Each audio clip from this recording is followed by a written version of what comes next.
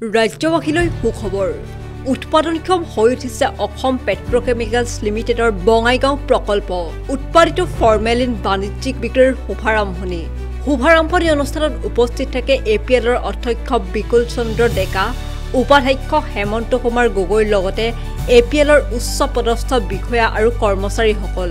বঙাইগাঁও জিলাৰ ঢাকনাবাৰীত স্থাপন কৰা প্ৰকল্পটো হৈছে এপিএলৰ চতুৰ্থ গোট পশ্চিম বংগৰ সুবুৰীয়া দেশ ভূটানলৈ 150 টন ফৰ্মেলিন ভৰ্তি 5খন বাহনৰ যাত্ৰাৰ শুভাৰম্ভ কৰে এপিএলৰ অধ্যক্ষ বিকুল ডেকাই আজি অসমৰ কাৰণে অসমবাসীৰ কাৰণে অসমৰ ঔদ্যোগিক জগতখনৰ কাৰণে এটা বিশেষ উল্লেখযোগ্য দিন আৰু আজি এই মুহূৰ্তত অসমৰ মাননীয় মুখ্যমন্ত্ৰী ডক্টৰ হিমন্ত বিশ্ব শৰ্মা ডাঙৰীয়াক অসম পেট্ৰকেমিকেলছ পৰিয়ালৰ হৈ বিশেষভাৱে ধন্যবাদ আৰু কৃতজ্ঞতা জ্ঞাপন কৰিছোঁ তেখেতৰ নেতৃত্বত অসমৰ উদ্যোগিক আৰু বিকাশৰ কাৰণে তেখেতে দিনে নিশাই যি শ্ৰম কৰি আহিছে সেই শ্ৰম আৰু কষ্টৰ আজি এটা উদাহৰণ আমি দাঙি ধৰিব পাৰিছোঁ আপোনালোক সকলোৱে জানে যোৱা 3 ছেপ্টেম্বৰ তাৰিখে বৈতামাৰীত অসম পেট্ৰকেমিকেলছৰ চতুৰ্থটো যিটো গোট এই চতুৰ্থ গোটৰ 200 টন দৈনিক উৎপাদনক্ষম ফৰ্মেলিন প্ৰকল্পৰ আমি উৎপাদন লাভ কৰিব পাৰিছিলোঁ আমি আমাৰ মানে ৰিকুৱাৰ্ড যি কনচেন্ট্ৰেশ্যন 37% আমি যি ধৰণে আমি পাব লাগে সেই ধৰণে আমি পাইছোঁ ইতিমধ্যে আমি 75% আমি ইয়াৰ লোড দিব পাৰিছোঁ আৰু খুব 2-3 দিনৰ ভিতৰতে আমি আমাৰ যি 100% উৎপাদন এই উৎপাদন আমি লাভ কৰিব পাৰিম আজি এই দিনটো আমি বাছি লৈছিলোঁ বিশেষভাৱে এই কাৰণে যে আমি আমাৰ উৎপাদিত সামগ্ৰী আজি আমি আমাৰ চুবুৰীয়া যি ৰাজ্য আছে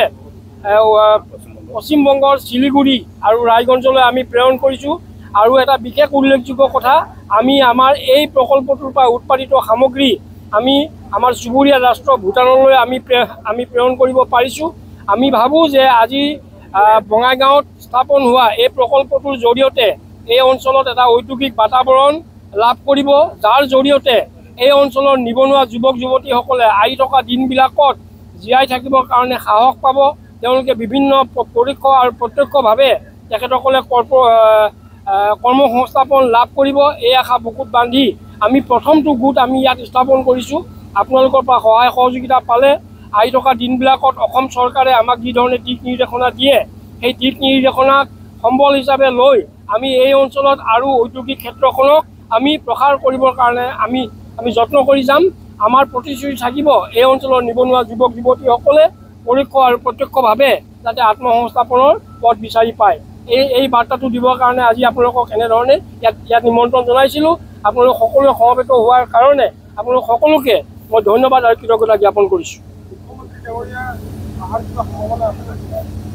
যোৱাকালি আমি আমাৰ উৎপাদিত সামগ্ৰী আমি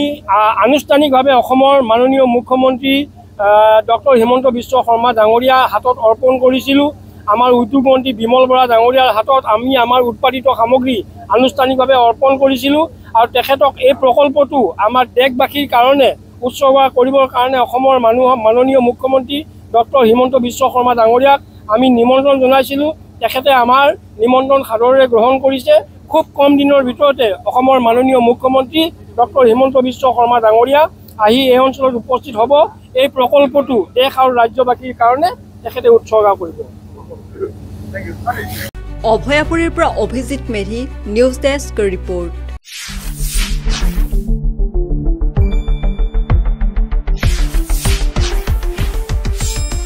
শুদ্ধ আৰু বিস্তৃত বাতৰিৰ বাবে চাই থাকক নিউজ ডেস্ক ৰিপৰ্ট।